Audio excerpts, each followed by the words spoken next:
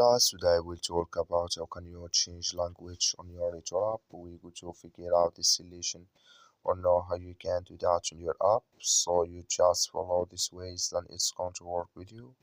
All you have to do, you just go here above this sign, click on it. So then it's going to show for you a list like this here. Then all you have to do now, you just click here on settings. So then it's going to take you to next here. It's going to show for you like this.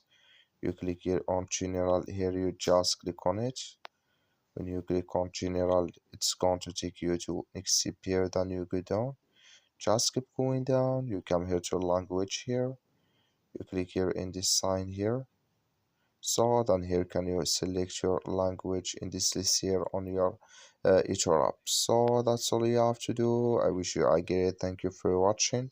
Don't forget to support us by liking, subscribe.